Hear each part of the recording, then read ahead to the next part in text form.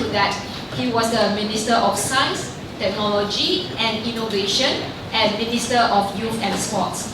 And I'm glad to have the privilege of working under his leadership as his special officer during this time. Thank you, Chief. And now, KJ is a well-known public speaker and commentator on political and economic issues in his Malaysia number one podcast, Keluar Sekejap. Without further ado,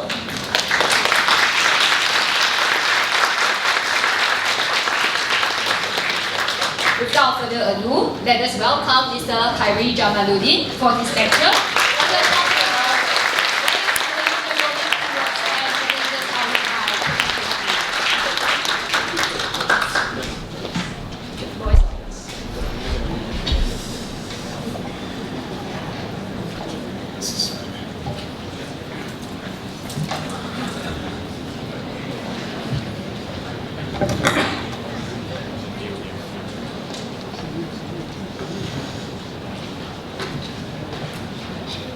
Assalamualaikum warahmatullahi wabarakatuh. Salam sejahtera. Yang bahagia Datin Paduka Tan Siok Chu, Profesor Dr. Faiz bin Abdul Rahman, UTAR Vice President, Associate Professor Dr. Cheng, Chairperson of the Tun Tan Cheng Lock Center for Social and Policy Studies, Dr. Yap, Mr. Lee, UTAR staff and students, and ladies and gentlemen. First of all, let me thank UTAR for inviting me this afternoon to speak to all of you, share some of my views about the future of our country, and perhaps try to answer some of the, I'm sure, tough questions that you will ask me in the Q&A session later. I won't speak for very long. I just want to outline what I think are the challenges over the next 25 years or so. It's always very difficult to gaze into a crystal ball as though you are looking into the future. If you think about 2050, that's roughly a quarter of a century, 25 years into the future.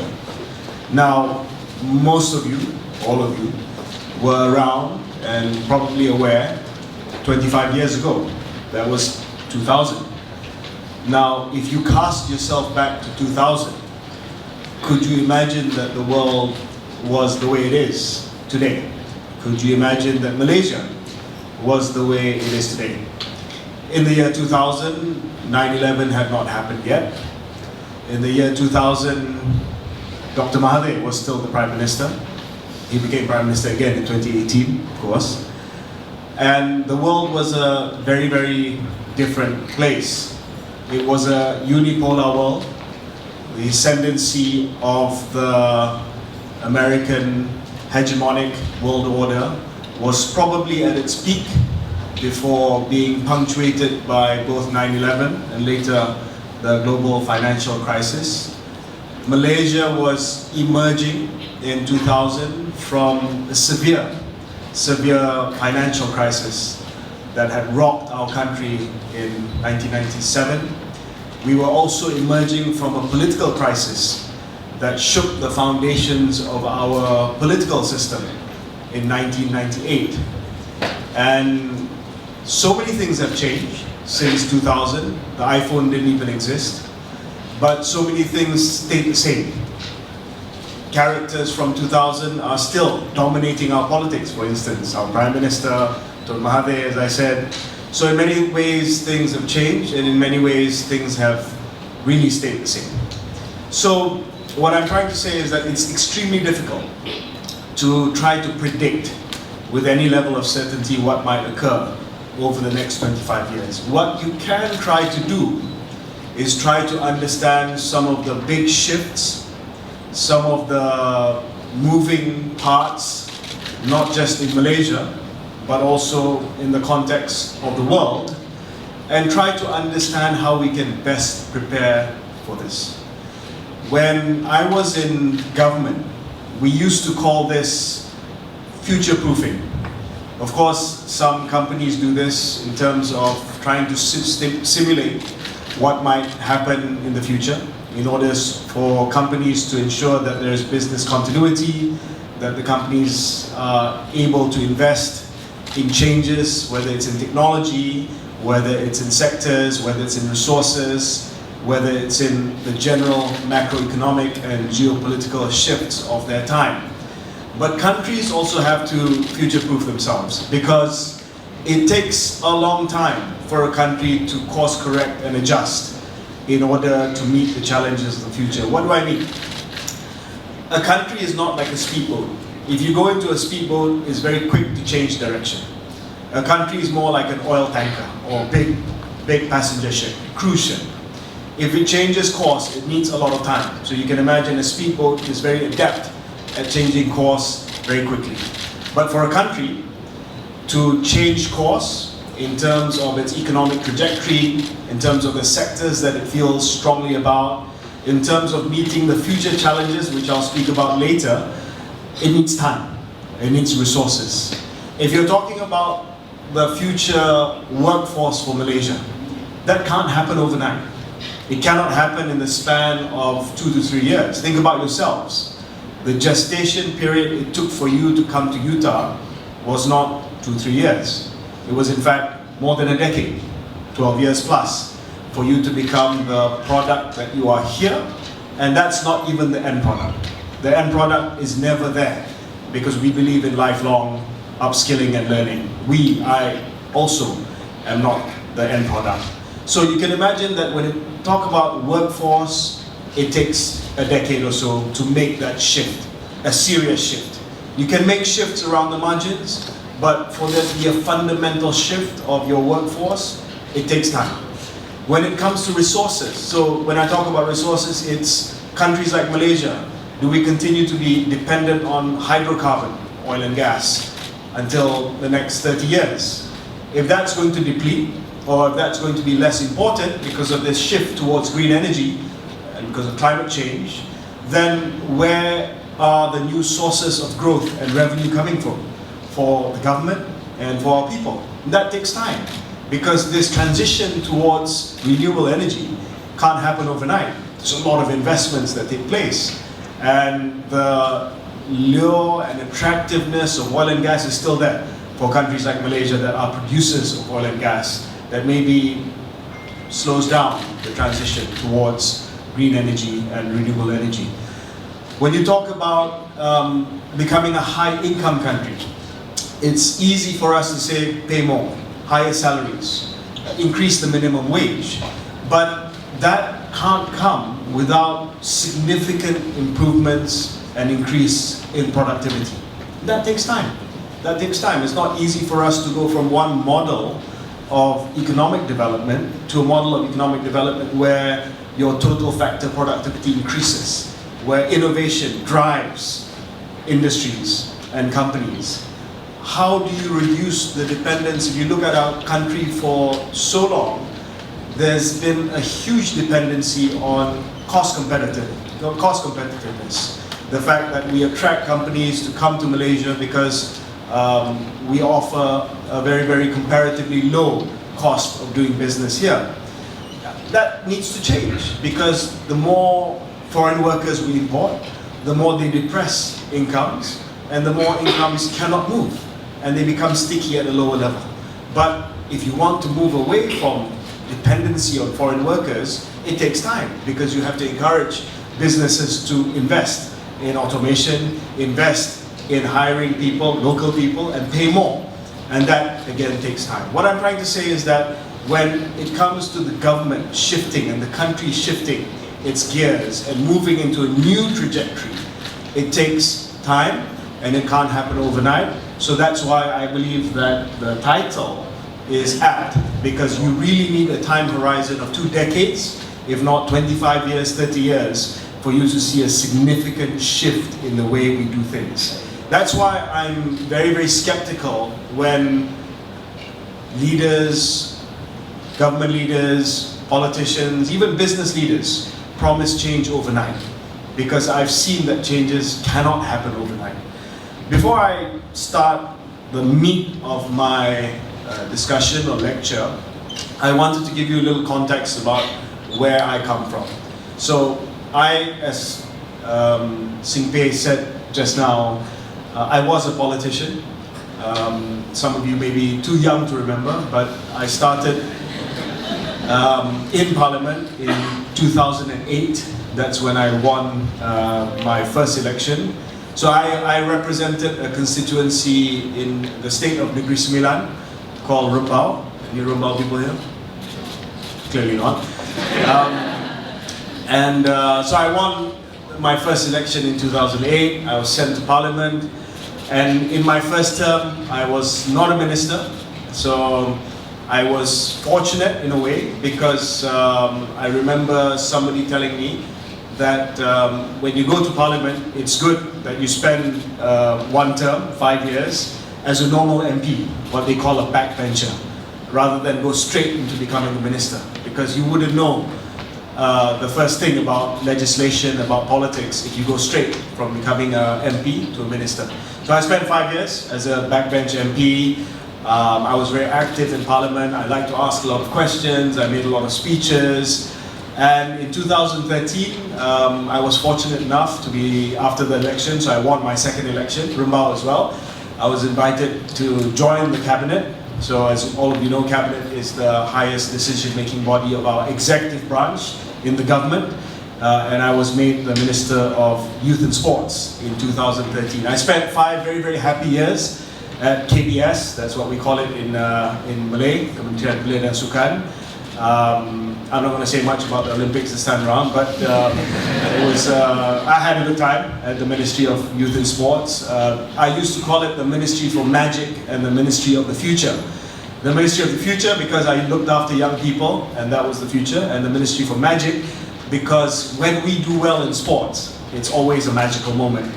And we bring so much happiness to people when we do well and when we excel in sports. In 2018, that was when my term ended as Minister of Youth and Sports. We lost the election, and I still won my election, but my party lost. So we found ourselves in opposition. I was once again a normal member of Parliament, but now not a backbencher. Backbencher refers to MPs who support the government. I was an opposition member of Parliament. And during those 2 years, I was asked to look after the finance portfolio. So when you're in opposition, you are paired with a minister. So it's like a shadow minister. So I was the shadow finance minister. And so I debated a lot with the then finance minister, YB Lim Guan Eng, about GST, about economic reforms and things like that. So that was really, really good experience because I had the chance to experience what life was like on the other side. And in 2020, 2 years after the 2018 election, the government fell. We can talk about that later. And there was a new government installed, and I was asked to come back as the Minister for Science, Technology and Innovation. That was, I think, sometime in March 2020. 2 days after that, we declared the MCO, Movement Control Order.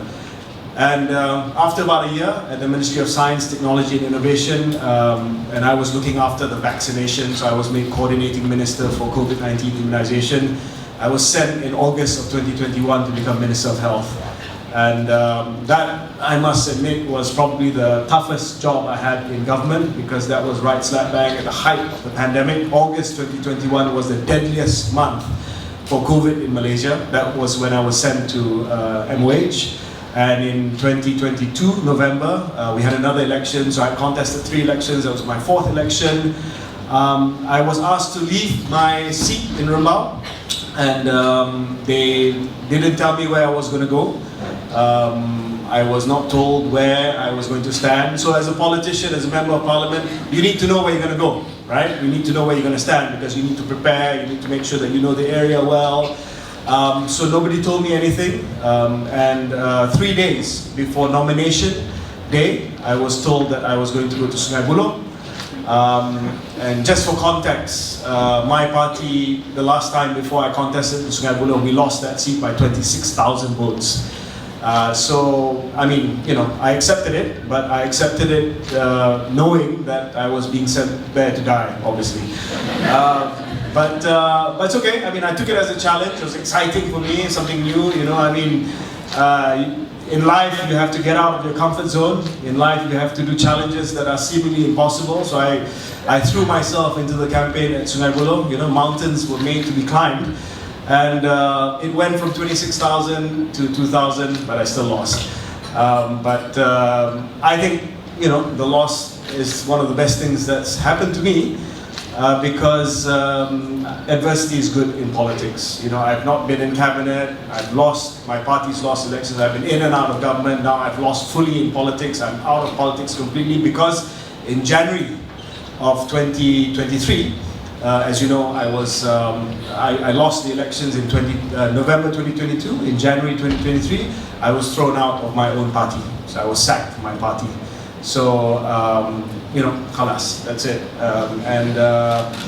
I thought long and hard about what to do with my life, and I wasn't sure because I've been in politics for 20 years, in that same industry for 20 years. I thought, what can I do? This is new because I've lost elections before, my party's lost before, but I always was a member of parliament. This time I'm nothing, right? And I don't even get a pension because I'm too young to get a pension. So I have no source of income. So I thought long and hard about it, and then one of the radio stations came to see me and say, hey, you want to be a DJ? And, you know, I thought long and hard about it because, you know, going from being a minister to a DJ, then I said yes. I said, why not? Let's have some fun, right? I mean, we can think about politics another time. So I joined the radio station. I'm not a DJ every day. I do it one day a week. I think I'll go crazy if I do it every day. So I do it on Monday mornings, and it's been fantastic because I get to connect with people in a way that I couldn't when I was a politician. And people talk to me like a normal person now. After I joined the radio station, I had an idea with a friend of mine who was also suspended from our old party. Let's do a podcast. So we set up a podcast. We thought, you know, maybe 50 people will listen to us. Thank God. I mean, you know, today it's #1 in Malaysia, so thank you to anyone who's tuned into it. Yes. So the message is simply that, you know, just as we don't know what's going to happen in the next 25 years, my life is an example of how you don't even know what's going to happen next year. So I don't know what's going to happen to my life next year. I used to have a 5-year plan. A lot of you guys at university, you have a 5-year plan, you have a 10-year plan. All I'm saying is that have that 5-year plan, work towards that 10-year plan, but, you know, life doesn't work out the way you want it to work out all the time. So always have a contingency plan as well in whatever it is that you want to do. Okay, so let's talk about Malaysia. If we look at our economy today, I think that we are here at this present moment at a point where things are starting to look better. Starting to look better because I think we have emerged strongly from the pandemic. We were one of the first countries to open up borders, and I remember this because I was there deciding that very decision. I think we got a huge bounce from post-COVID because of our decision to open up and because of the latent demand that was pent up during the pandemic and that was unleashed. I think that, and I say this as a Malaysian, not as a politician. As a politician, obviously I'm sad, but as a Malaysian, I'm happy that the election results resulted in political stability. That's so important. I mean, if you talk to any investor, they will tell you how important political stability is before they put money into that country. No investor, whether it's investors who invest in foreign direct investment, big projects like factories, whether it's investors that invest in the stock market, they don't want to invest in a country where they don't know who the government's going to be in the next 2 to 3 years. They want certainty of policy. They want to make sure that the government that is in place is at least in place until the next election. Because a lot of investors are scared when the new government comes in, new policies are introduced, new sectors are favored, new investments are made, and new budgets are drawn up. So we are in a pretty decent place, and that's been seen and manifested by many things which are good. I'm a critic of the present government, but I give credit where credit is due.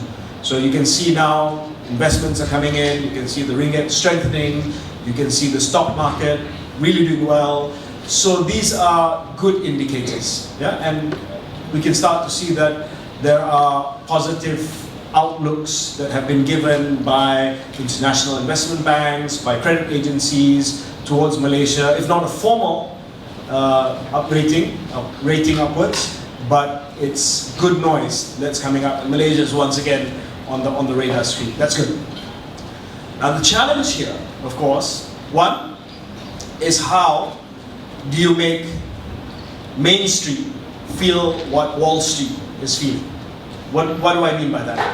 Wall Street is, of course, in New York. That's where the stock exchange is. But Wall Street is also code name for the capital economy, the financial markets. What is the capital economy? What's the financial markets? That's the stock exchange, that's big businesses, that's capital owners. So right now, capital owners are starting to feel the good vibes because the stock market's going up, because investments are coming in. So people with capital, they're feeling pretty good because things are going well right now for Malaysia. Malaysia's back on the radar screen, and people are saying that the good days are back again. Now, the challenge for governments has always been how you convert or translate the sentiment on Wall Street, the capital markets, to Main Street, which is the man on the street or the person on the street. That's always been the big challenge. Because the way the capitalist economy is structured, people who own capital, they're a very small group of people. The rest are people who don't really own capital. That's your ordinary workers, your ordinary employees, your small to medium business people. These people want to start to feel the good news as well, the good vibes as well. So it's always been how to augment the increase or the success of your capital economy so that the people's economy can feel it as well.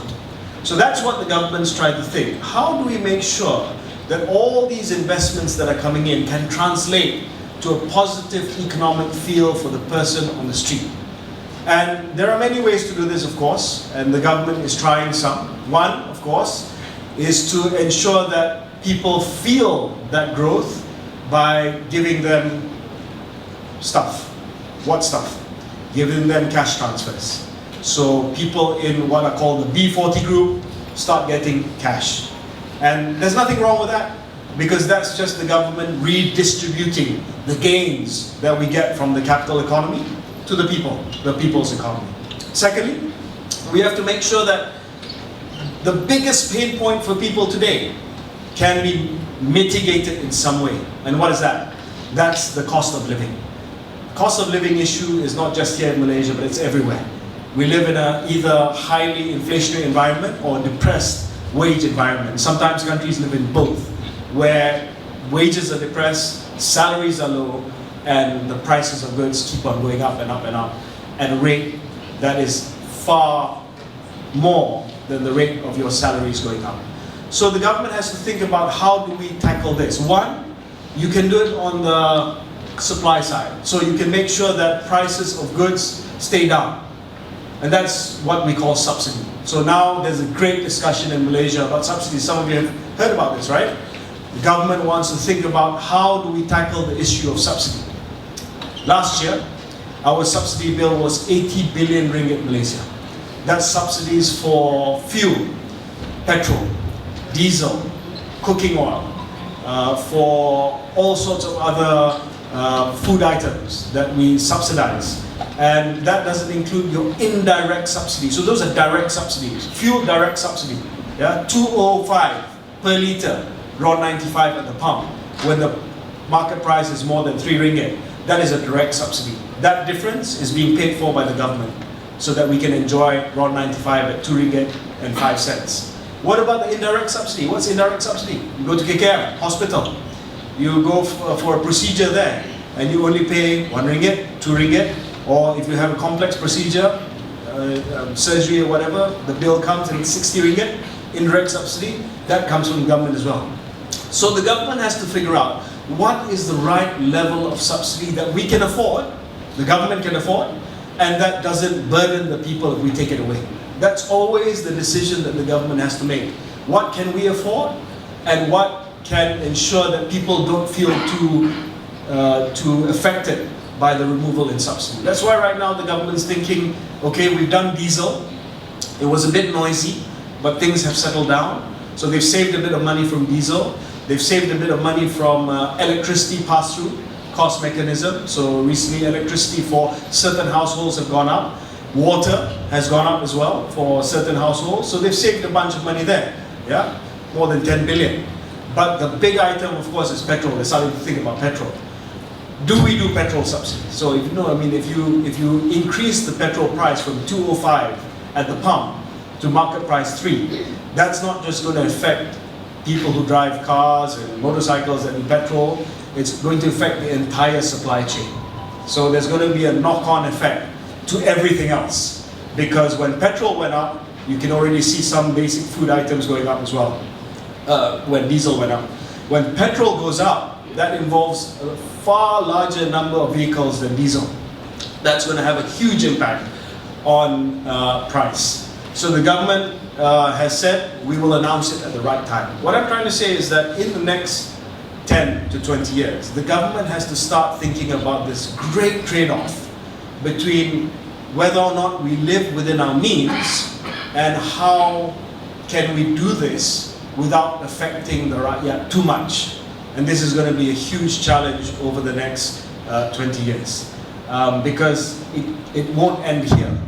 It won't end here, and successive governments after this will have to make sure that we are able to balance this between what the government can afford and what people can tolerate and accept. Because if the people cannot tolerate and accept, the government loses support. So that's the fundamental dilemma in terms of economic policy making when it comes to making sure that people are comfortable. The second thing that I wanted to touch on is economic inequality. So if we look at the country today, it's a country that has been described just now in the introductory speech as a higher middle income country. We are a higher middle income country. But is everyone in Malaysia higher middle income? No, no. If you look at the definition of higher middle income country, it's because GNI or GDP per capita defines us as a higher income country. But that's not a median score, that's a mean score.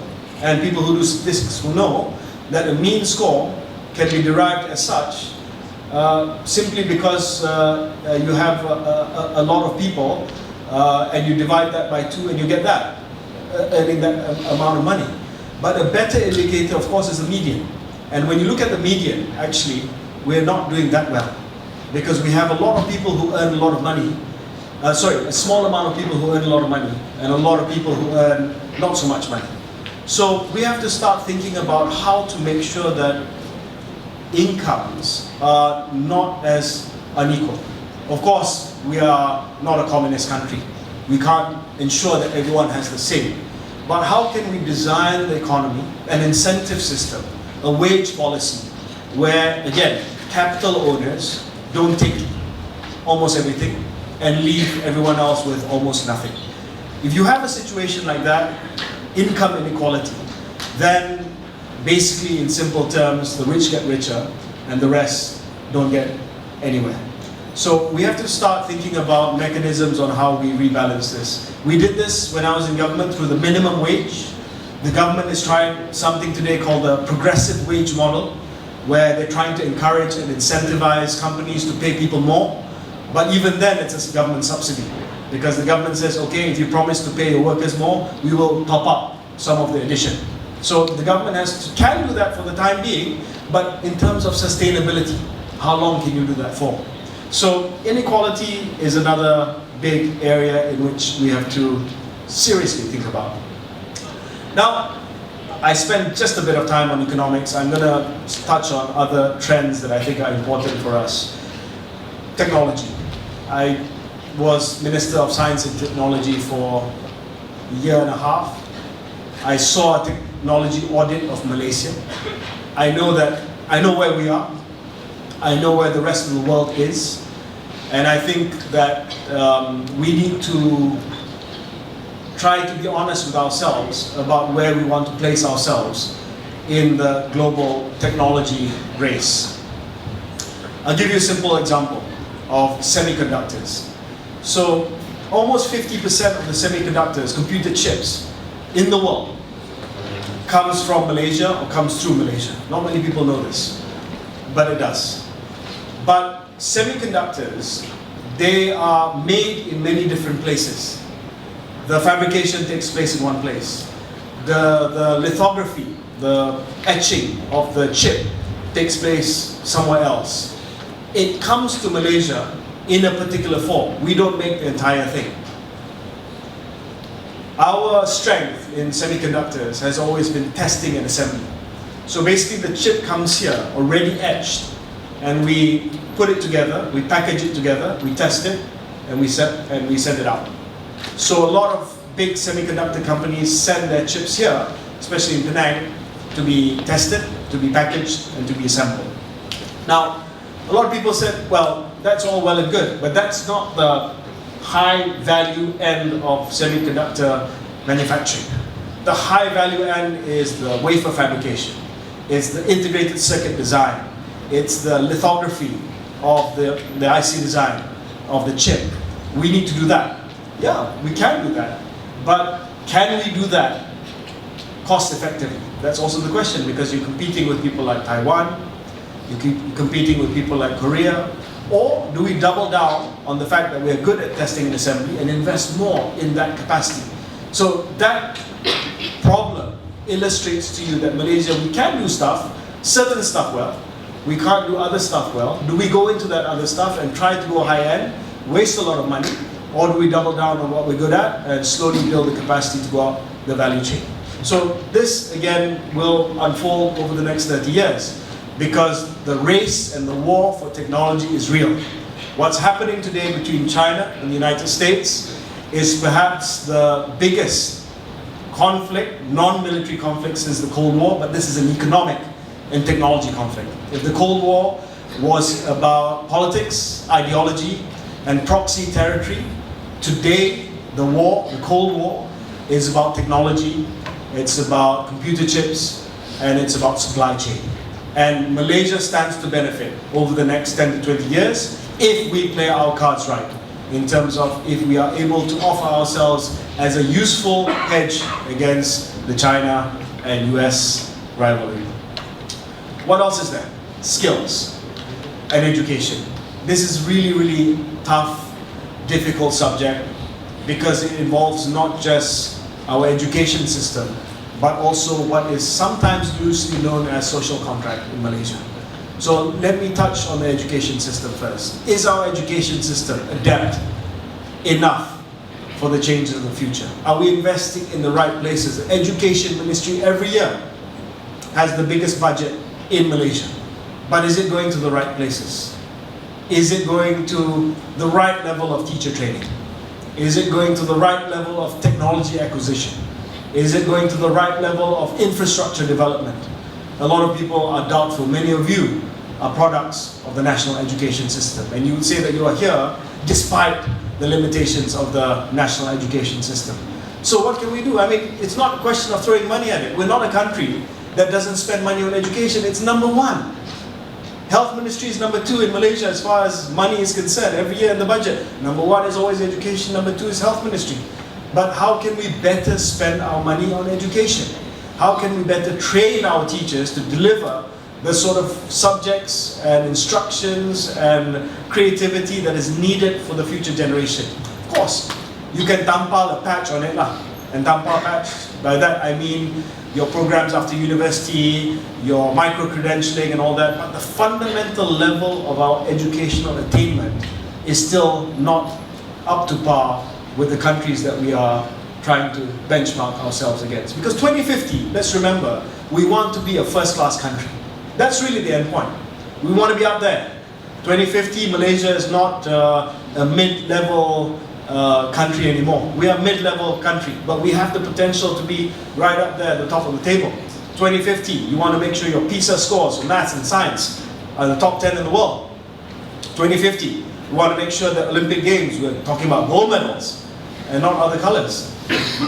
2050, we want to make sure that in terms of income, we are top 20 in the world, income per capita. Kuala Lumpur is one of the most livable cities in the world.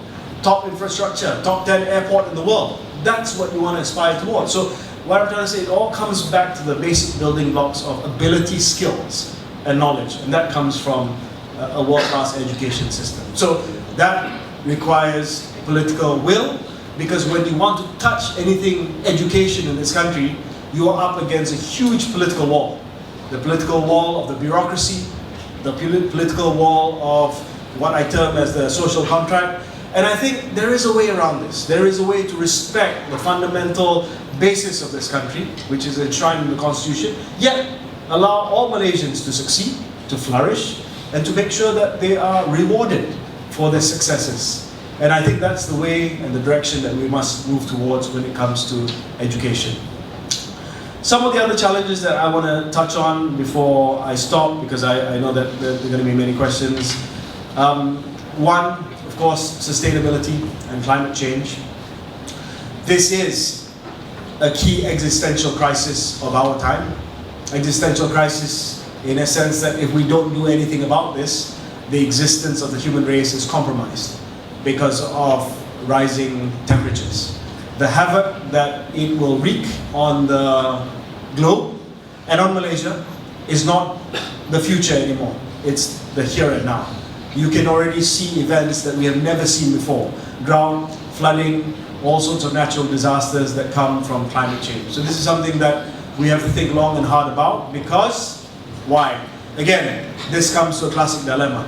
We are asked to transition, but we live in a world which is dominated by countries who have been the biggest contributors towards carbon emissions, telling countries like us now to go and transition. So this, again, we want to do this. We want to save the world, but we're also a developing country. Western countries who polluted the world for the last hundreds of years are now telling other countries we must make this transition. They're not helping us. They're not aiding us. Yeah, they say nice things, they say they're going to give money and all that, but they don't. And they have been the perpetrators of the biggest carbon emissions in history of mankind since the Industrial Revolution. So yes, we want to contribute. Malaysia and other developing countries, we want to make sure that we can capture carbon, that we can move towards renewable energy, but this costs money. And it's harder for a country like us to do this than countries that have reached that level of industrialization and are willing to pour hundreds and hundreds and hundreds and billions of dollars into the transition towards renewable energy like the United States is doing. And this might change if Trump wins the election in November, because he might just say, screw climate change, just drill, drill, drill. So these are things that we have to think about. Maybe, I know there's so many other things that I want to talk about, but in the interest of time, just one last thing. You can talk about the economy, you can talk about education skills, you can talk about climate change. Sorry, there's one more that I want to talk about before the last thing.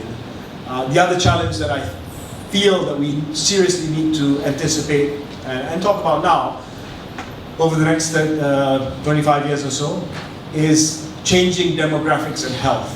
This is really important because I just came from the Ministry of Health, my last job in government. So you have one, changing demographics in the form of an aging society. So by 2030, the number of Malaysians over the age of 60 will be almost 30%. We're an aging society basically in 2030. And that poses a problem, because when you have an aging society, then the number of people who are supporting the aging population shrinks. Right now, when you have a young society, you have a bigger bottom of the pyramid, smaller top of the pyramid. So a lot of people working so that we can support the elderly, whether it's in the form of social security, health, public health care, or personal support for our elderly. One day, that pyramid is going to go the other way around. More old people, less young people. When you have more old people, less young people, like Japan and Korea, and the replacement rate drops, your fertility rate drops, you're in serious existential crisis. So climate is not just the only existential crisis right now. Some countries, the existential crisis, the crisis of existence, is also their fertility rate and the aging population. I was in Korea a couple months ago, and I saw the president of Korea speak at a conference. And apart from speaking about geopolitical rivalry, because Korea is of course in a very precarious place in the world, next to China, south of North Korea, north of the Taiwan Straits, he spoke about the demographic change of aging population and decrease in fertility. Happening in Malaysia too. Fertility rates are dropping. Young people don't want to have babies in Malaysia, or don't want to have as many kids. So that's a lifestyle choice. The government cannot force you to have kids. But it brings with it a change that you're going to see in 25 years. When the fertility rate drops, it's all below replacement rate right now, people live longer, we have to think about how to pay for that. How to pay for healthcare, how to pay for social security, how to pay for pensions, how to pay for care. That's going to cost money. So the next 25 years, we're talking about a big bill, big financial bill that we have to take. And it's not just about people living, more older people. People are living longer. Just now, the director said life expectancy has gone up to 72. It's going to go up more. 82. People are living into their 90s. I mean, we had a prime minister at 90, whatever. I mean, Biden should take a lesson from us, right? So people are living longer. And the problem is, in Malaysia, they're not necessarily living longer, healthier lives.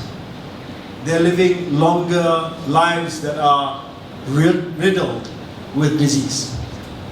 If you look at Malaysia, NCD, non-communicable disease, that's diseases that cannot be transmitted. That's your diabetes, that's your cardiovascular disease, that's your hypertension, all of that, off the charts. This was, after COVID, this was the biggest clear and present danger for me when I was at the Ministry of Health. Those things, when they run out of control, you're talking about a public healthcare bill later of looking after people that's going to go through the roof. And people are going to live longer. And we don't have public pensions for everyone in this country. Government has to think. Some countries have public pensions. That means everyone gets a pension. But everyone would have paid some form of pension insurance throughout their careers. Are we ready for that? If I become Prime Minister and I say, okay, everyone has to contribute towards some form of public pension other than EPF.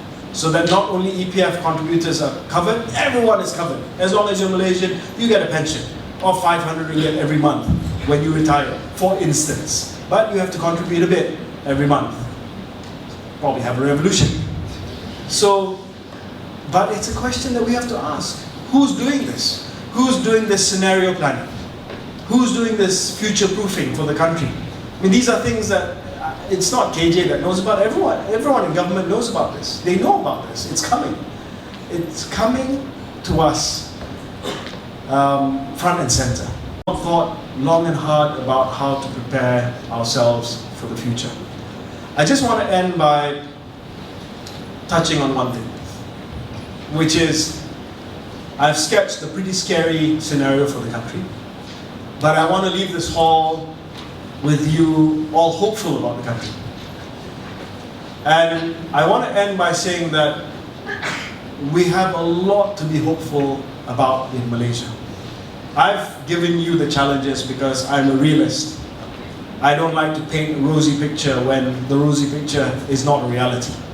But I believe that the future can be rosy because we have a lot of latent potential.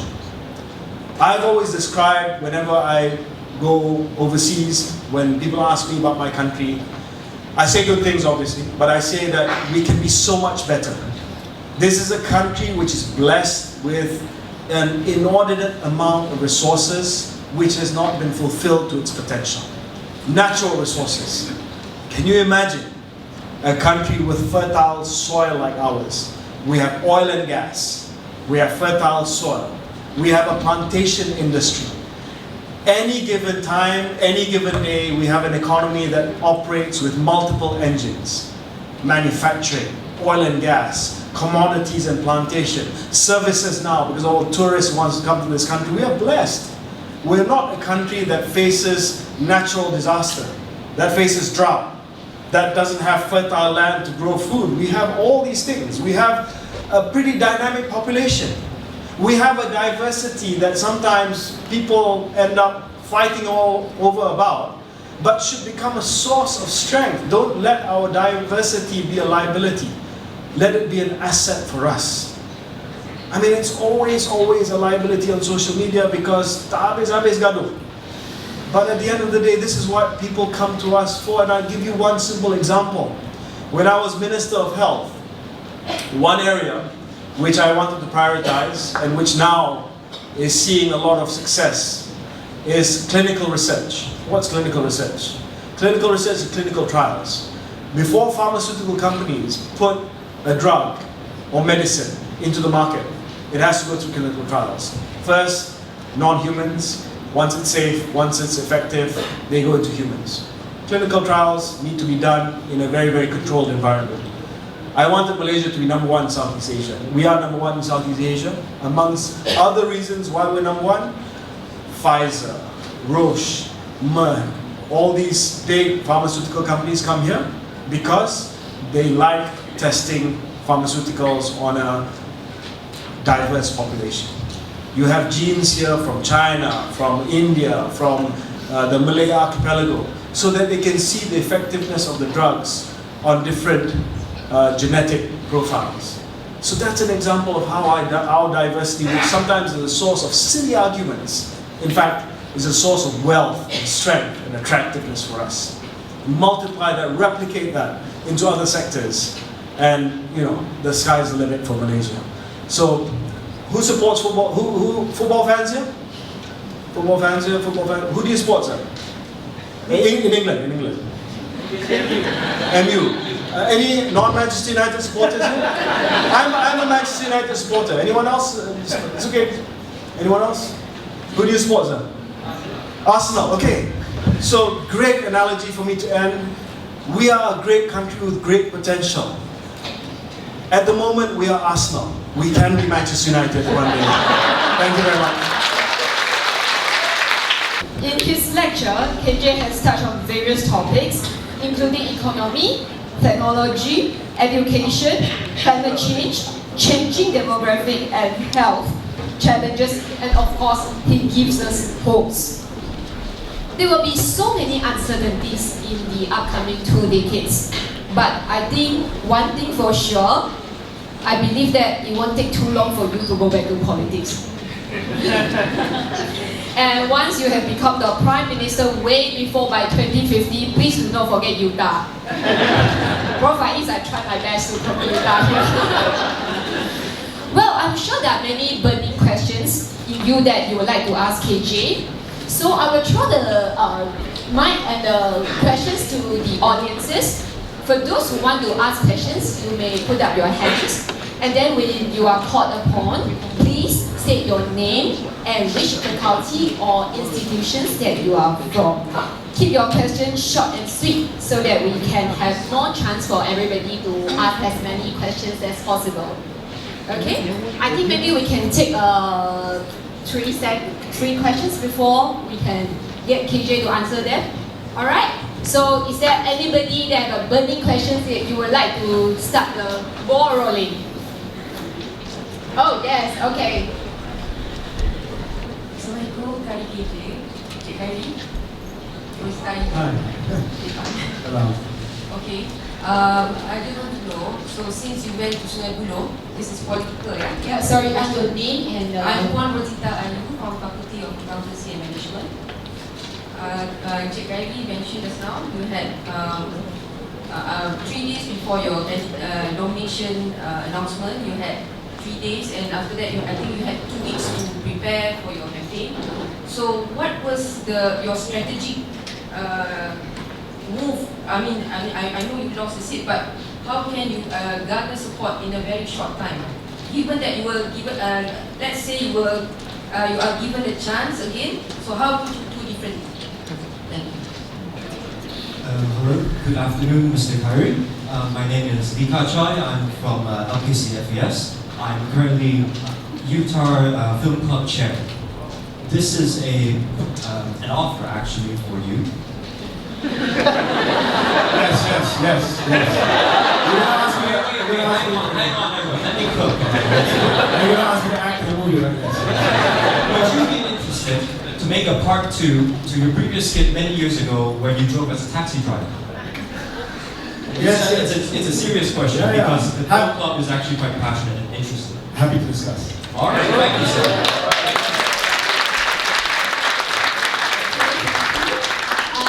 Yeah, we have someone in a red checkered shirt. Yeah, over there. Good evening, Mr. Sorry, sir. So I just want to ask. So Sorry, maybe your name and your frequency. my name is Khairy. I'm from FAM and I'm currently a student of economics. So I just want to ask. I'm always talks about structural reform of the country, and right now, if you look at structural reform like supply side, oil and gas makes up 20% of our GDP. But right now, we want to move to more clean economy, sustainable economy. So what does the future look like for Malaysia, where we move away from this oil and gas? Okay, thank you. First question about the election in Sungai Buloh. So, I've never. So Sungai Buloh is basically an urban scene.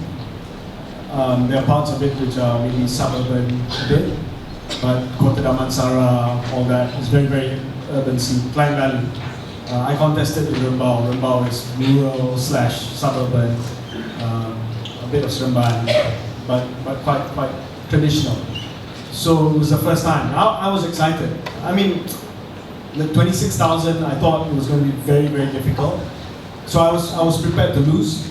I had to put it in my heart that, you know, if I win, it's going to be extremely, extremely unusual.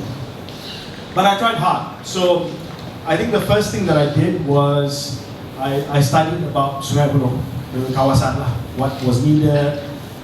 Basically, not just Sungai Buloh, but Sungai Buloh goes all the way from Payajaras to Kota Damansara. I did that. You live there, so you know it's a wide area, sangat luas kawasan dia. So I designed a manifesto for every different place. This area we want to do this area we want to do this. Things that are realistic. I don't want to promise, you know, no tour and all that kind of stuff. I mean, you know, so things that are community based. Here we want to set up center for autism. Here we want to set up youth center. So things that I thought we could do, realistic stuff. So we took time to understand Sungai Buloh, even though just a few days. I told my team, Cheng was there, go down to the ground, ask what people want, localize the issue. Because I knew that if we spoke on national issue, we would lose. You know, things were, the sentiment was against my party then, against Barisan Nasional. So I said, localize the campaign. So I did a video for every single locality. This locality will do this locality will do that.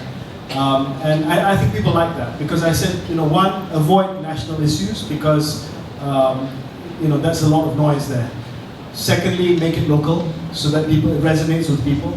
Third, don't make it personal because I don't like to go into personal attacks. They were attacking me and then, you know, they were saying satu di KJ, satu di somebody, I don't have to say who.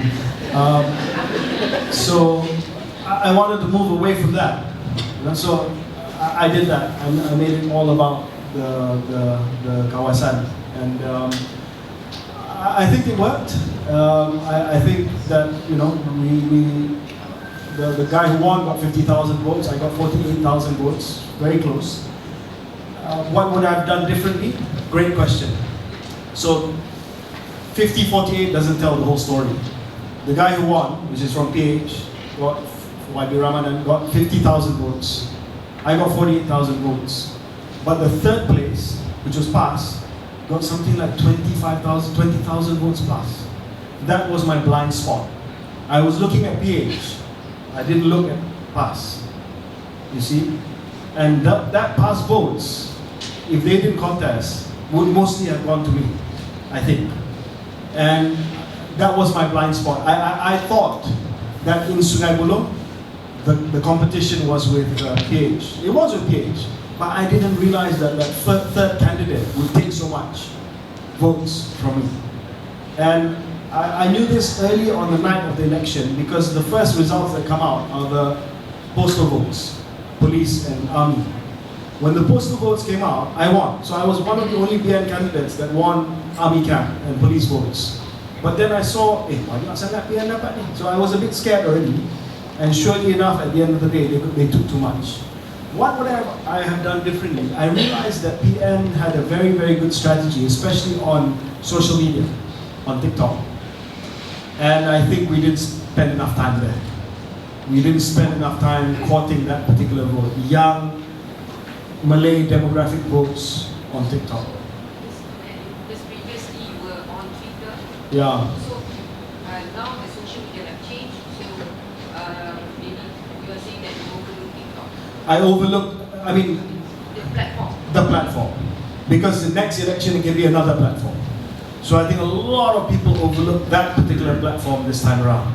We thought, it's a kids platform. But it turns out that your U18 crowd, that's where they got the news from. And I think had I spent a bit more time courting that particular crowd, I may have gotten closer to winning. Yeah? But anyway, you're from Sungai Buloh, right? Yeah, thank you for voting for me. Assumption. I won a gold medal in jumping to conclusions. Kachai, yes, let's talk about the thing, about what you suggested. He's referring to this short video that I did called Meter, many years ago. I don't know if you guys seen it, but I played a taxi driver. I think it'll be a great project. I'm kind of available right now, so let me do it while I'm still available. We can talk about it later. Kashvin, great question on supply side. Look, I'm a huge believer in the green economy. I'm a huge believer in transition, but it's not going to happen overnight. It's not going to happen overnight. If you look at the last COP, there was a huge debate on whether to say phase out of fossil fuels, and you're starting to see almost the oil and gas companies fighting back against the transition. So as much as I'm a believer in sustainability and transition, I don't think oil and gas is disappearing anytime soon. I think over the next 20 years there will be some transition, but I think that it will still be a big sector for us. What do we replace it with later? So can it be replaced? Yes, it can be replaced. Can we create a supply side economy from the new transition towards renewable energy? Yes, because I think that we have a lot of things going for us. So for instance, I don't know if you've seen my episode with the Chief Minister or Premier of Sarawak. Sarawak is a big supporter in transitioning from oil and gas, fossil fuels, towards hydrogen. So that's an immediate statement of intent that they believe that contribution from the supply side that comes from ONG can, if not be completely replaced, but partly replaced by hydrogen.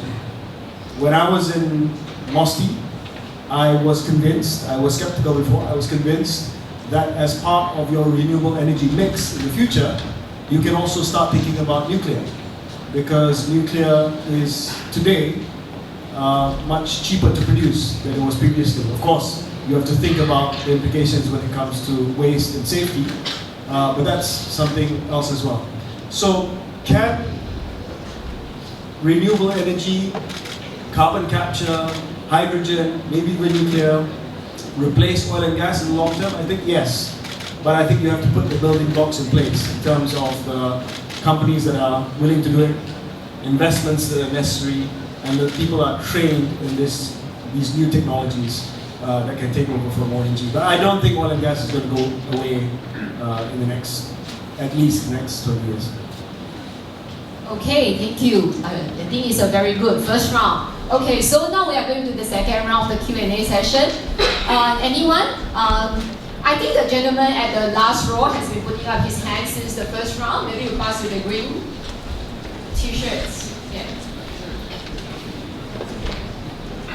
Good afternoon, Mr. Khairy. My name is Yak Wen Hong from Faculty of Engineering and Science. So just now you mentioned about the Wall Street to Main Street. So I actually wondered in 2015, the one you mentioned will be better like top. So I wonder how Malaysia can keep the human resource, like the best work, the people who can do the best work, like just secure them from going to other countries. So because I'm actually the vice chair of MBOT, and I see that technology workers mostly are more looking forward to working in China, US, rather than Malaysia, because they think that it's low pay and not that suitable for development for their career-wise. So yeah, that's all my question. Thank you. Okay, thank you. Yeah. I'm going to be a little bit biased. Let's give the girls a chance first, okay? Yep. This is the one in the black color sweater. The mic to the one in the black color sweater. The mic.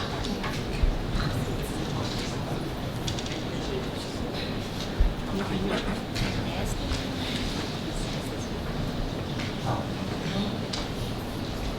you hear me? Yes. Good afternoon, Mr. Khairy. I'm Grace. I'm from the FCI. And I have a question about the aging population. I'm wondering, how do you think we can encourage young Malaysians to still live here without actually having the desire to settle in overseas? Because prospectively, I thought that to support the elderly in the country is actually because that we, the young generation, we're supposed to lead the country, and whereas the elderly is that we're supposed to take care of them. But I guess without us, the youth, if we can't take care of the elderly in here, I don't think we should move to another country if we want to settle the aging population here, which is a big problem. So how do you think we can settle this problem? Is my thought. Okay, good. Okay, thank you. Okay, yes, the gentleman.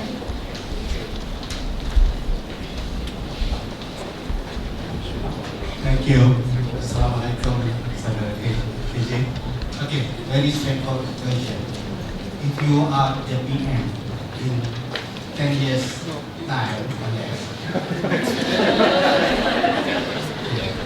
what are the transformation plan that they will do based on these three scenarios? The optimistic scenario, realistic scenario, and pessimistic scenario. Then can I have one more question? My name is Anwar from Faculty of Accountancy and Management. Okay. Very short. Do we have data analytic scientists for the sport that we lost? Actually, most of the game that we lost is based on I think that we are lacking of the data analytic. Okay. When you are the sport minister last time, do we have the data analytics scientists? Thank you. I think the question from Mr. Yap and from Grace were quite similar. Both were asking about retention of talent, how we can make sure that people stay in Malaysia. I'm not going to lie by saying that young people are not attracted towards working and leaving Malaysia. I think for a lot of for a lot of young people, that's quite a compelling scenario, especially if you get a good job that pays a lot and the prospects for career promotion is better. And this is, I think, quite a big challenge for Malaysia, and we have to think about how we can realistically slow it down, if not reverse it completely. I think the first thing is we have to make sure that we invest in sectors which are able to provide higher income for Malaysians. And this sounds easy, but it isn't. because the government has to sit down with the private sector and say, how can we give you incentives? And how can we offer you and support you to have market access so that you can grow in a way that you can also reward Malaysia with better jobs for Malaysians. And this is really, really the crux of the matter when it comes to brain drain, is that for a lot of companies, they will come and say, we are not incentivized to offer higher salaries. We are not, there's not the right investment and the right push from the government for us to go into the right sector, for us to give better salaries to Malaysians. So we have to sit down and have an honest conversation with the private sector. How is it that you imagine we can incentivize you so that you can create these better jobs? That's the abstract. The specific is this, because I don't like speaking in abstract. Is to sit down with your Malaysian companies involved in manufacturing. How many foreign workers do you invest today? X number. How can we transition from that X number over the next 5 to 10 years into a highly automated factory where you end up perhaps not employing more workers, less workers maybe, but you'll end up taking more Malaysians in managerial positions and positions which are related to higher technology. And that really requires a lot of work at the firm level, at the industry level. And somebody's got to do this. You can't just have overarching plans. You have to have a Ministry of International Trade, Industry, and Investments that's actually going down and talking to the industry, saying that how can we move from your 100 foreign workers into 50 additional local Malaysians paid 5,000 and above. When you do that, then you have real structural transformation. Otherwise, it's not structural transformation. That's what you want to see. Industrial growth that supports wage growth. You don't want to see industrial growth that depresses wages and that ends up bringing and importing a lot of foreign migrant workers. That's not going to do anything for anyone. So you have to try to create that ecosystem in which the private sector is incentivized to not just move up the value chain, everyone talks about that, but to create those jobs to justify it. That's how you start getting people to stay. And that's how you start getting people to come back. Again, coming back to my interview with the Sarawak Chief Minister, Dato' Sri Tan Sri Abang Jo, he spoke of the fact that now he's attracting Sarawakians back to Sarawak to work in the right sectors, to work in hydrogen economy, to work in renewable energy. He's setting up a cancer center in Sarawak. He set up a cardiology, Sarawak set up a cardiology center many years ago, and they brought back Sarawakians to work. So the point is, if you build and invest things in the right sector, you get people to come back. But if you leave things as they are, people will go. They go to Singapore, they go to Hong Kong, they go to Europe, they go everywhere else, they go to the Middle East. So it has to be deliberate. You cannot leave this to market forces. You have to sit down with the market and shape the market. I always say, people say, what is your economic philosophy, KJ? I said, I'm not a free market libertarian. I'm not a socialist either. I'm someone who believes that government has a role in shaping markets. Sitting down with the private sector and saying, we'll provide incentives and the push for you to make sure that you can create the market and shape the incentives to create the market. So I think this has to take place. And of course, there are other things which are more sensitive that we can also talk about in terms of the perception amongst some young Malaysians that things are not fair here, that they don't have a fair chance here. And I think we should have a conversation about this.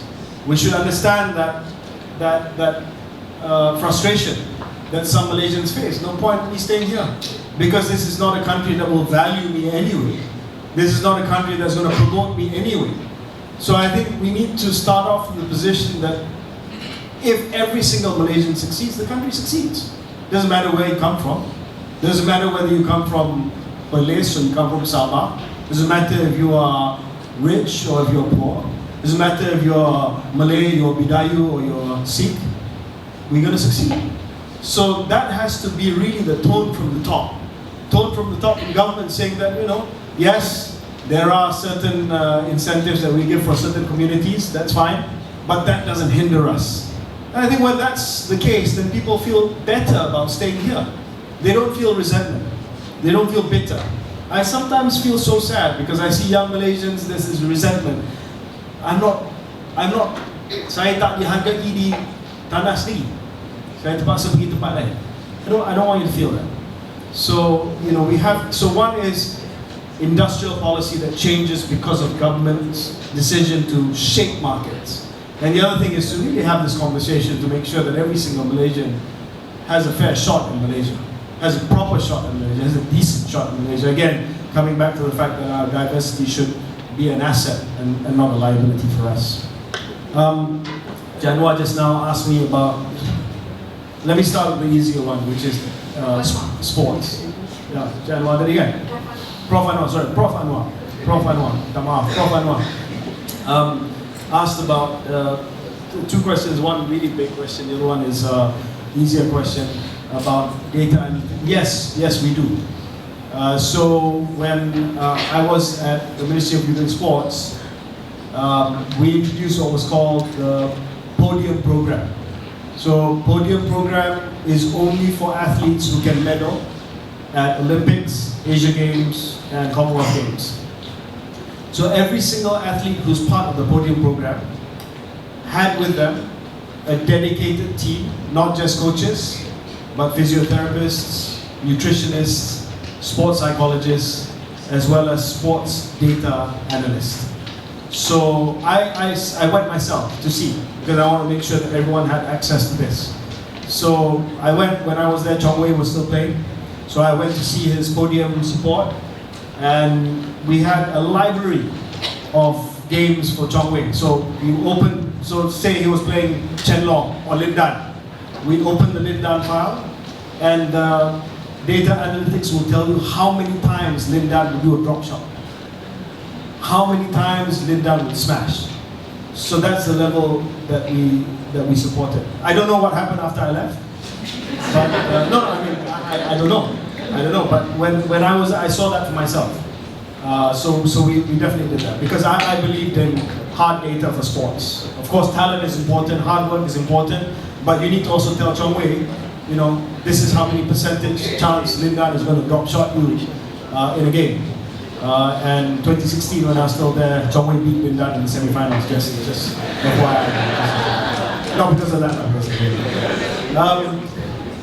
So transformation for three scenarios: worst scenario, best scenario, medium scenario.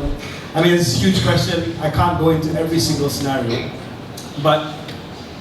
and to go into specific is a bit tough. But let me answer the abstract. I think, whoever becomes the Prime Minister needs to be able to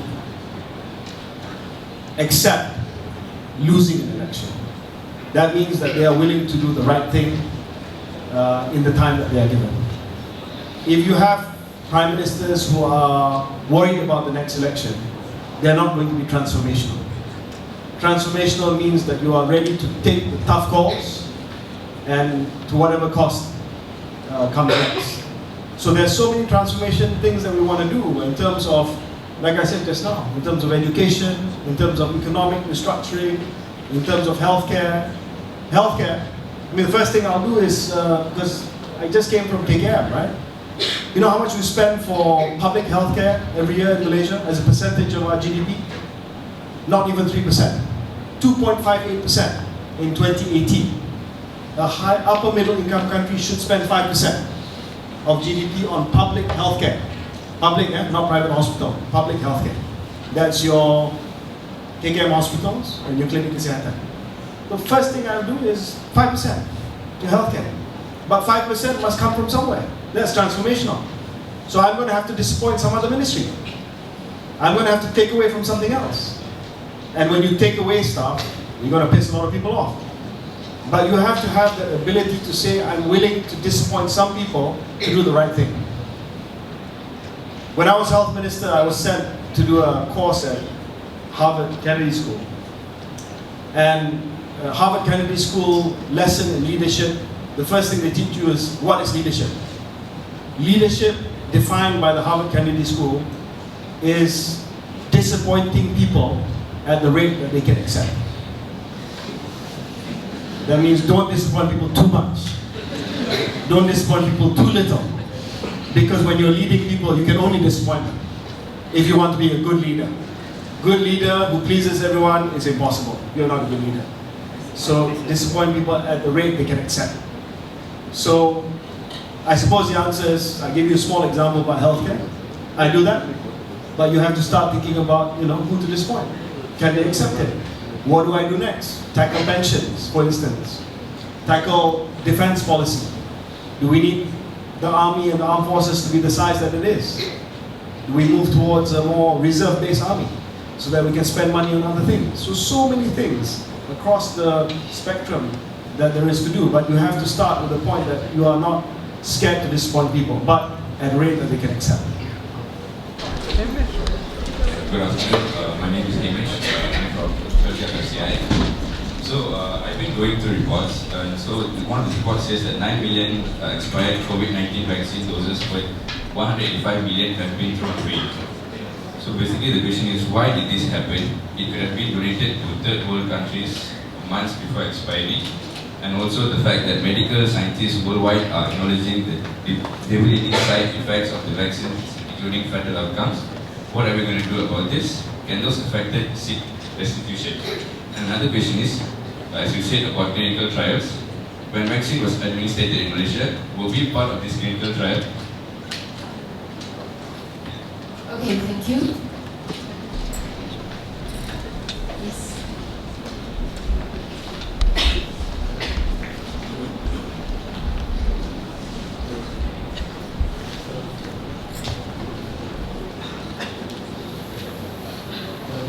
Yes. Hi, sir. My name is Pasan Chao.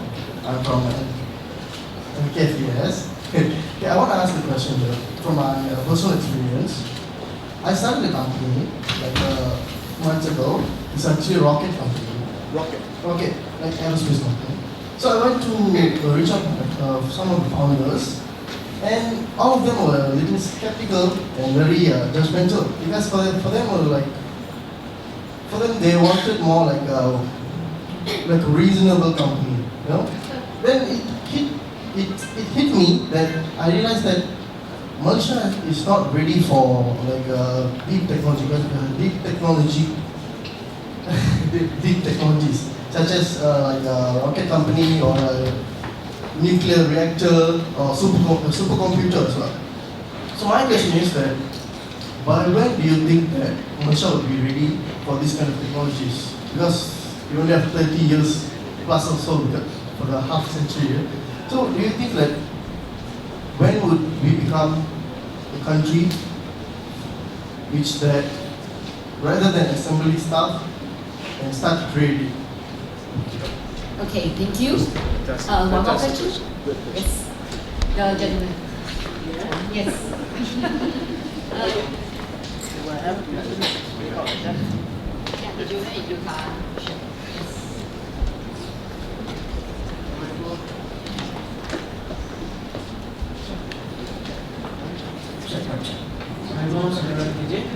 My name is Arpan from Faculty of Creative Industry. I have a question about the syntax, talking about GDP and so forth. So I used to work with the Minister of Health before this, it was like 10 years ago. So I know about this syntax and so forth. So when you initiated the RUU engine, so currently how do you see the direction, the trajectory that we're going to go for this RUU, and also for what is impact with this syntax itself? And second question, do you have any plans to bring it back to the political arena itself? That's it. Thank you. Okay, great questions. Really, really good questions. So I'm going to start over there. Sorry, your name you didn't say. Hamish, great question on something that I was responsible for. So Hamish refers to the doses of vaccines that expired, and what could have been done to avoid, and also restitution or compensation for vaccine injury. I think the first thing to be very clear is we didn't buy expired vaccines. Some people say, oh, we bought expired vaccines. When we bought the vaccines, they were all good. It's just that vaccines, like anything else in life, especially perishable items, have a shelf life. And once you're past that shelf life, then you have to dispose of it because it's a pharmaceutical product. You can't keep it, it's dangerous. So you must destroy it. Many countries destroyed millions of doses of vaccines. And I'll tell you why it happened.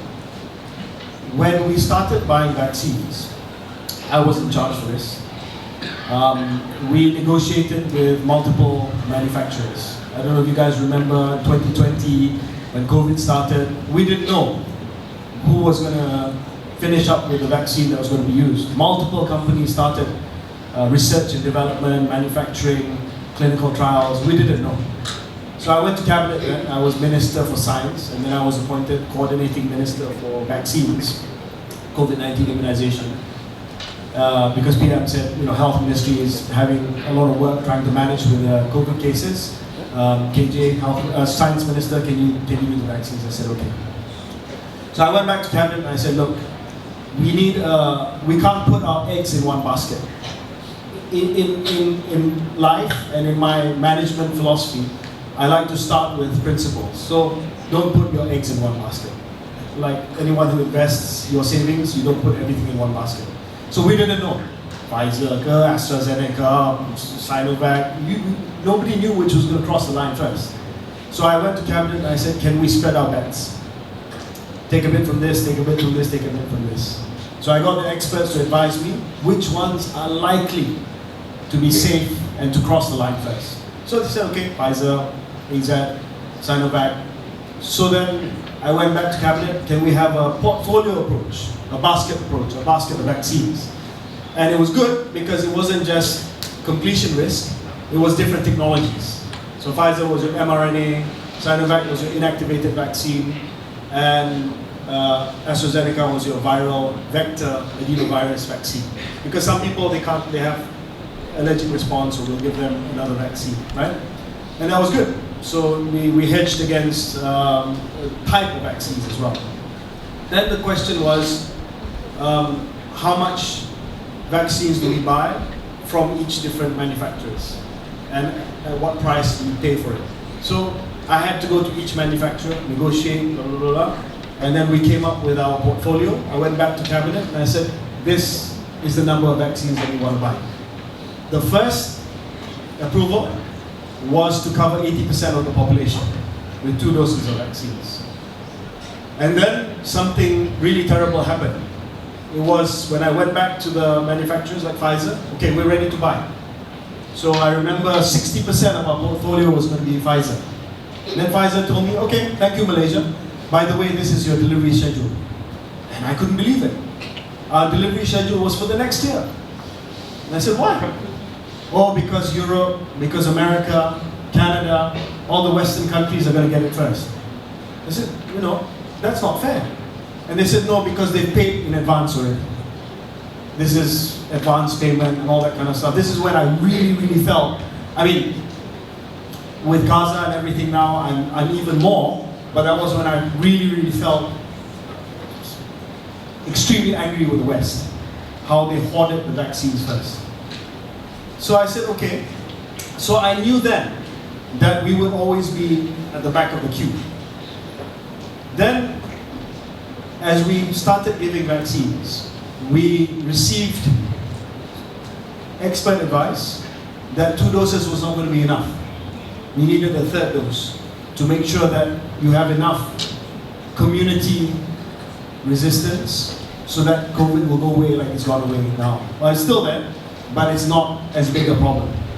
So in order for us to make sure that we had enough vaccines to vaccinate and immunize every Malaysian with a 3rd and some with a 4th dose, that's why we made the order. And I had to make the order because I saw what happened last time. I saw that Western countries hoarded. It's not like going to the pharmacy and buying Panadol. You have to put an order months in advance. So we bought enough so that every single Malaysian can have a booster dose. But it turns out that not all Malaysians took a booster dose, because by the time we got towards the end of 2021, the cases started coming down. The severity started coming down, because mostly elderly people, people with hypertension, comorbidity, they took 3 doses, they took 4 doses, and they were fine. And the rest of us were okay. So I made a decision with the best available information to save lives of Malaysians, to make sure we had enough to vaccinate everyone with a 3rd dose, with a 4th dose, 1st booster, 2nd booster. And we simpan, that was our strategic reserve, because nobody knew at that time. Nobody knew at that time. It wasn't me saying, oh, just buy for the sake of buying. No, because I saw that it takes months for us to get the vaccine. Better safe than sorry. Better safe than sorry. So we had that in reserve.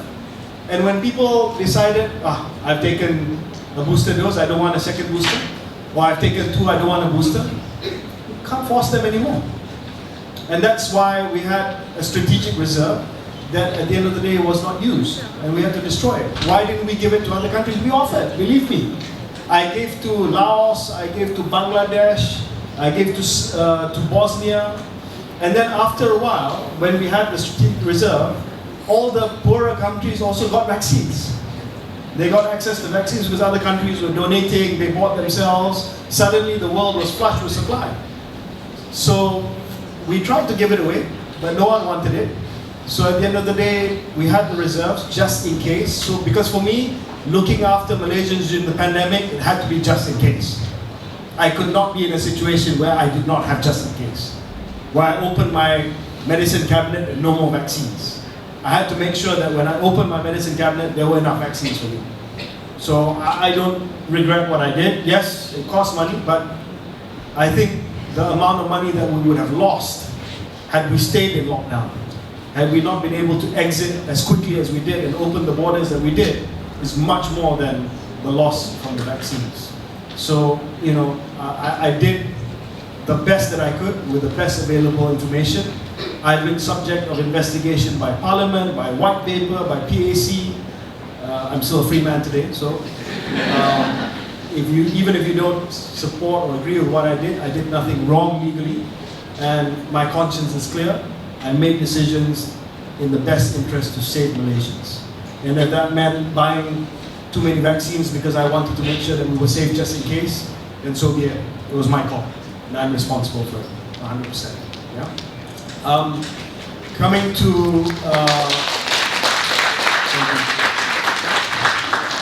Coming to restitution or compensation, you should ask the current Minister of Health, get your MP to ask this question in Parliament. Because we had a vaccine injury scheme where if there was evidence of causation that the vaccine resulted in something, adverse event, death, injury, then we would definitely compensate. And there were cases where we did, where there was allergic reaction, anaphylaxis, thrombocytopenia in one case, I think, where we gave compensation. Because vaccines are not without risk. We always balance risk and benefit in medicine. I mean, I'm not a doctor, but this is what the doctors were advising me. Saying, you know, even if we take a normal vaccine, some people get pain, some people get fever. So we had to say that the benefit was more than the risk. But we definitely had a vaccine injury scheme. And many cases came forward. But the important thing is to establish causality. A lot of anti-vaxxers until today chase me. So recently I was in UM for a function and there was a bunch of anti-vaxxers there.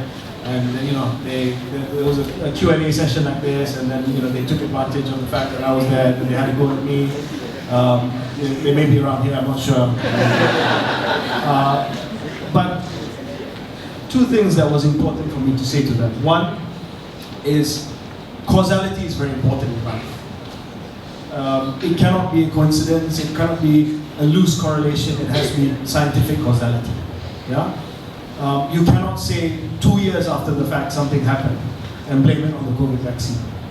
because thrombocytopenia, blood clots in the AZ vaccine, only manifests itself 2-3 weeks maximum after the vaccine. So you can't easily establish causation. Causation is very important. We have a committee to look at causation, independent committee to look at causation. But secondly, and this is something that I think is also important, I can easily say, you didn't establish causation, it's, please don't talk to me. But I think it's important to show empathy. Because even if the vaccine didn't cause something, obviously that person is suffering from something. And they are led to believe that it's because of the vaccine. So I also don't want to be the person to dismiss and say, this is not scientific, you believe that the earth is flat, get out of my face. I have to show empathy and say, look, let's try to establish, give me your medical record. So in UM there was this lady who was suffering from an ailment, and she was brought by this group of people who were campaigning against vaccines, and basically really angry, asking me for restitution. I said, can I have your name, and can I have your where you were treated? She gave me her name, she gave me her IC, she gave me the hospital. We checked with that particular hospital, Bobby, we checked, right? With hospital X about this person, public hospital. And surely enough, the expert opinion from physicians that looked after her said it was nothing to do with the vaccine. But she was led to believe by people that it was something to do with the vaccine. But I don't want to shout at her and say you're wrong. Obviously she's suffering. So we want to try and find ways to help them, I think. So I think, yes, you believe in science, but you have to have empathy for people as well. Especially those for whom there's no answer. Science is not giving them an answer. They don't know why they are sick. And somebody said it's a vaccine, they said vaccine. Okay, deep tech.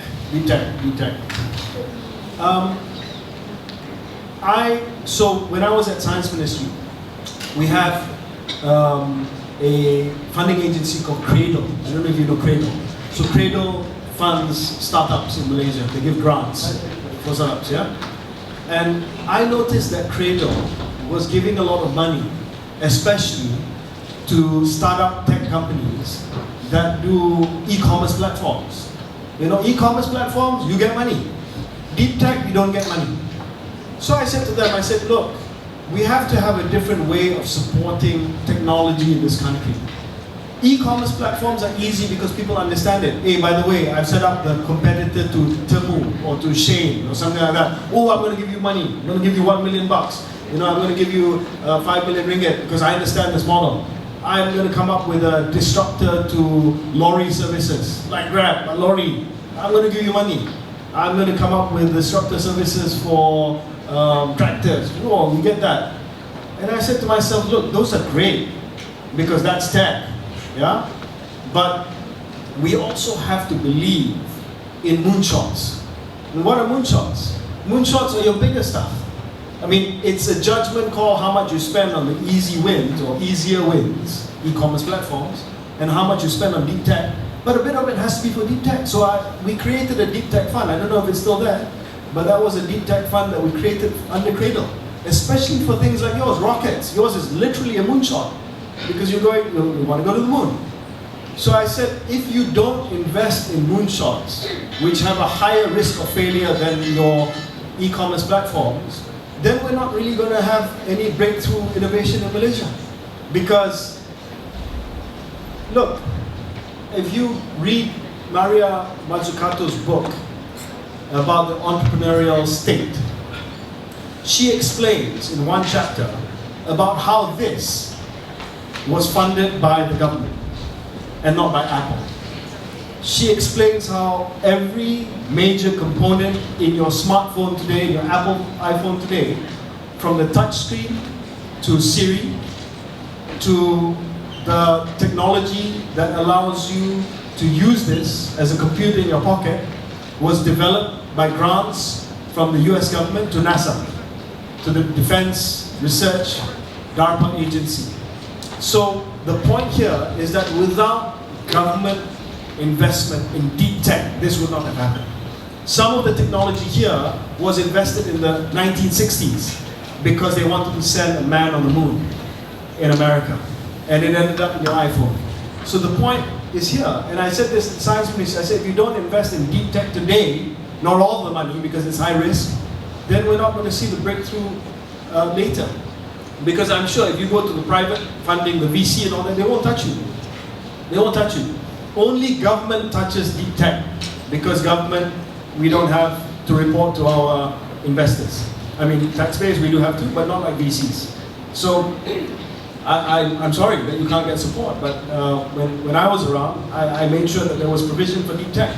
Things that you do, robotics, advanced materials, things that are not easily monetizable, but who knows, if I take a bet on you, then maybe in 10 years' time, the technology that you develop is an integral part of our satellite technology in 10 years' time. Yeah? And the last one from Akbar Tadi, about syntax and about GEG. So just very quickly, GEG, when I was Minister of Education, I'm not manifesting anything, sorry.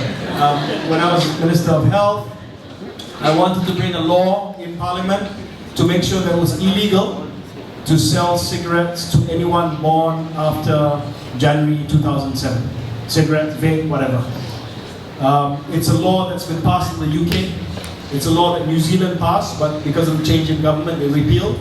So it's something that's been done in other places to make sure that we shut the door for you. So you guys are all born after 2007, right? Anyway, whoever born after 2007 cannot buy cigarettes anymore. That means the age continues to go up. Yeah? That means you have a you shut the door once and for all on the generation. Yeah, some lawyers came and said, well, this is fundamentally against freedom of choice, freedom, liberty, personal liberty. This is against equality of the law and all that kind of stuff. I said, you don't have the freedom to injure yourself. You don't have the fundamental freedom to injure yourself. And you don't have the fundamental freedom to burden the state with your disease treatment later. And I tried to do it, but I didn't have time. Parliament dissolved, new government came in, they dropped that provision. But coming back to your question, syntax, very simple. I remember I went to Ministry of Finance. Ministry of Finance, I said I want to do GEG. What is GEG? After 2007, nobody can buy cigarettes. Born after 2007, and then they're like, hey, tak boleh. I said, why? Because we're going to lose the tax from cigarettes. Cigarette excise duty, sin tax. We're going to lose. Luckily, I knew that they were going to ask that question because one of the modules at Harvard was how to talk to your finance minister.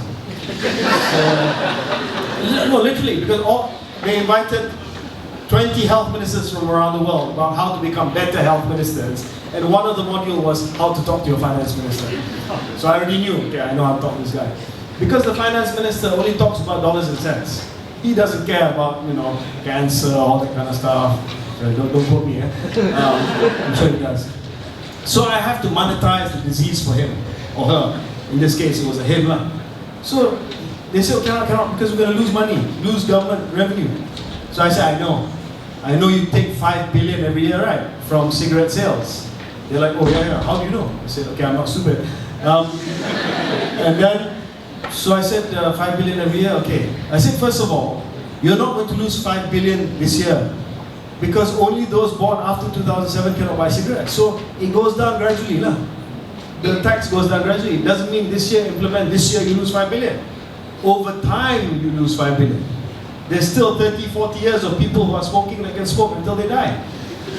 Yeah? So those people will still continue to pay taxes. But I said, that's one. Secondly, because the finance minister only knows dollars and cents, I said 8 billion. And they're like, what's 8 billion? I said 8 billion is what you, finance minister, pays me, health minister, to spend to treat people with lung cancer, to treat people with cardiovascular disease, to treat people with chronic obstructive pulmonary disease, lung disease, 8 billion ringgit a year. And then the room went quiet. Okay, so in the end, they supported us. The Ministry of Finance supported. Because I said, you cannot look at the direct cost only. You have to look at the indirect costs. And that's how much you spend in your private hospitals treating disease that most likely were caused by smoking. so that they understood that. So I hope that it comes back. The government, this present government, passed the law without that part. I want it to come back because that's what you talk about, Prof. Anwar tadi, transformational, consequential leadership. You do something that has an effect for generations. About the question about whether I want to go back to politics or not, I don't know. I mean, I think about this a lot. I'm having the time of my life right now because I don't have to be in politics. I enjoy what I'm doing. You know, I created this podcast from nothing. It's a business now. We employ people. I go on radio. I dance on TikTok. I have absolutely zero personal dignity left because I do these kind of things. But I'm enjoying. You know, when I was Minister of Health, I had mental health issues because all of you complain to me every day about COVID. You know, I don't know, really, it's not a joke. I had mental health issues after, some people know. My blood pressure was off the roof, I was overweight, I was, you know, suffering from, I don't know, PTSD. And now I'm flourishing, man. So, do I want to go back to politics?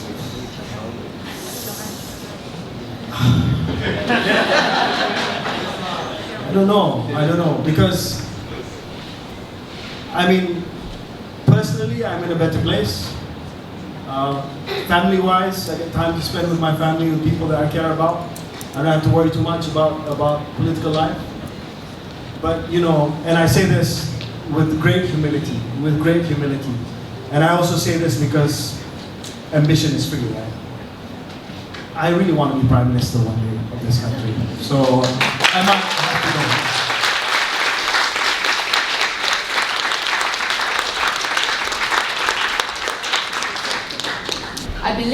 I think we have come to the end of our special lecture today. So it has been a very wonderful session. It's been very sincere talk and what we hear from Mr. KJ. Thank you very much again to our special guest, Mr. KJ, and thank you to everyone for your participation. And now, hand over back to Ms. Sylvia.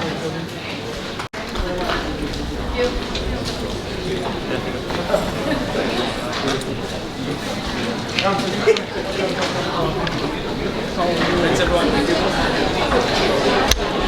going to run up here. I hope someone believes in you.